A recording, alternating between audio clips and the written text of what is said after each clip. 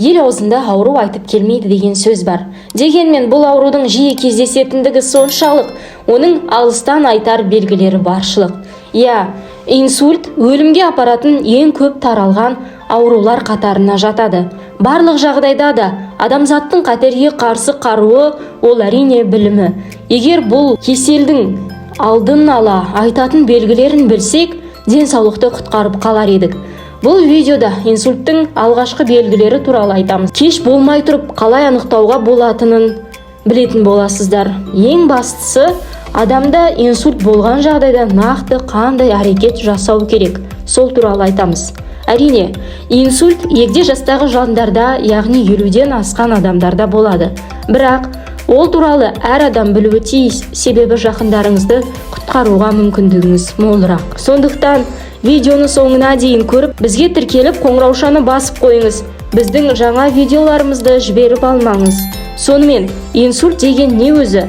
Бұл ситуацияда мидың қандай да бір бөлігіне қан бармай қалған кезде болады. Ал ми кислородсыз қала алмайды. Себебі ол дәл сол сәтте тез арада оның жұмысын тоқтатуы мүмкін.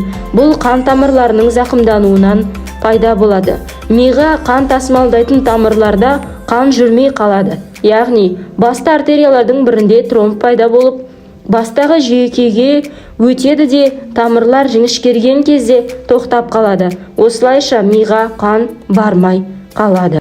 Нәтижесінде мидың бір бөлшегі бүтіндей кислородсыз қалады.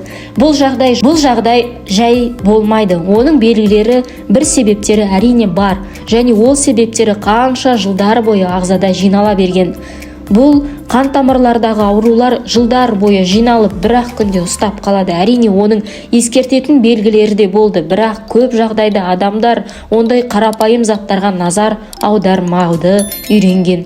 Тіпті микроинсульттар да кездеседі. Ол жай бас ауырып, күнделікті тірлікпен білінбей өтетін микроинсульттар да бар.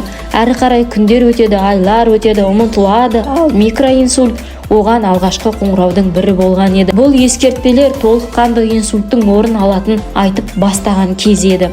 Алдымен инсульттың болатынына нұсқау беретін алғашқы белгілері туралы айтамыз.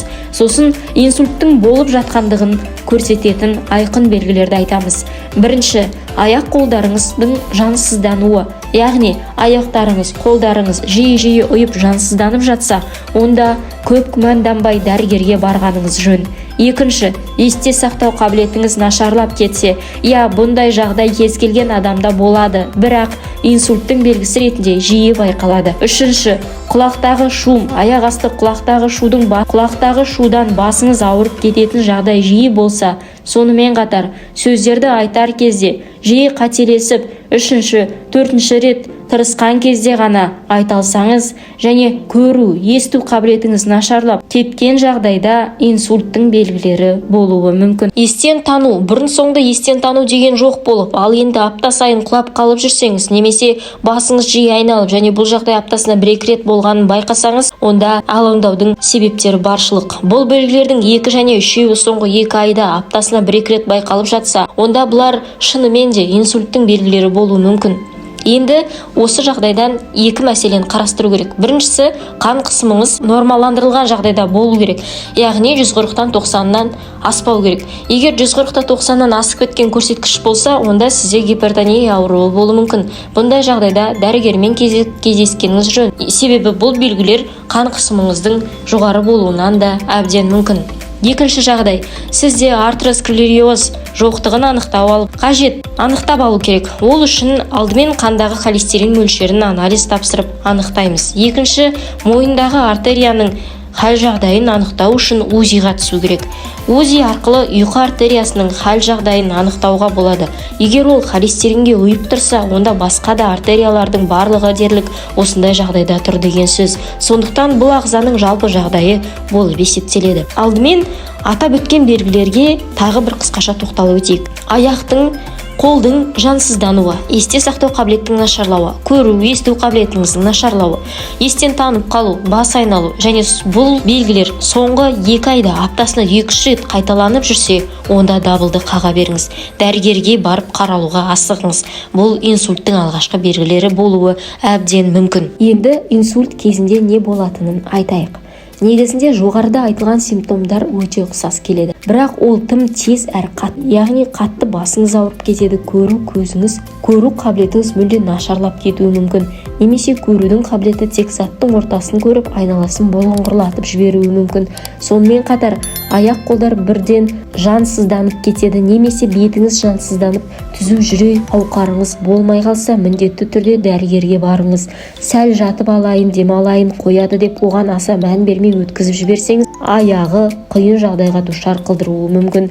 Инсультті кейінге қалдыруға болмайды. Ерте қозғалып дәрігерге барсаңыз, соғұрлым өзіңізге жақсы болады. Инсульттің белгілерін жылдам анықтауға көмектесетін белгілі бір техника бар. Оны біліп алсаңыз, болашақта міндетті түрде септігін тигізеді. Мүмкін соның арқасында әже-аталарыңызды құтқарып қалуыңыз әбден мүмкін. Ол орысша удар деп аталады. У-д-а-р, яғни бірінші әріпі улыбка. Ауырып тұрған кезде күлсе, күлкісі симметриялы болса, онда жақсы. Ал егер иектері жанға тартып, тіпті дірілдей бастаса, онда ол дұрыс емес деген сөз. Екінші действие, яғни қимыл қозғалысы. Адамға екі қолын тік көтеруді сұраңыз. Егер қолдарын дұрыс ширақ көтере алмаса, онда қатер бар деген сөз. Әрі қарай артикуляция деген сөзді айтқызып көріңіз. Бұл сөзді айтар кезде қиналып шатасса, ол да бір көрсеткішке жатады. Соңғысы решение, яғни шешім қабылдап, егер жаңағы жайттардың қандай да бір күмәнді белгілерін көрсеңіз, онда жедел жәрдем шақыруға шешім қабылдаңыз. Өзін-өзі емдеумен айналыспаңыз. Бұл өте қауіпті болуы мүмкін, және қазір жата тұрайын қояды деп үмітпен күту, ол да дұрыс нәрсе емес. Дереу дәрігерге хабарласып, барлық симптомдарды айтыңыз. Науқасты оң жағына жатқызып, терезені ашып, кислородтың жақсы алмасуын қамтамасыз етіңіз де жедел жәрдемді күтіңіз. Егер жедел жәрдемді күту ұзаққа созылып жатса, ауырып отырған адамды ауруханаға жеткізуге тырысыңыз. Ал егер бұл жағдайлар өз басыңызға тап болса, онда жақыныңызға хабарласып, немесе жедел жәрдемді күткеніңіз дұрыс. Инсультпен ойнауға болмайды. Сонымен осы видеомен жақын жандарыңызбен бөлісіп қойыңыз. Бұл туралы білген адамдар көбейіп, ауырған адамға соншалықты көмек көрсетуге мүмкіндік туады. Каналға тіркеліп, қоңыраушаны басып қойыңыз. Бұдан да маңызды ақпараттарды жіберіп алмас үшін.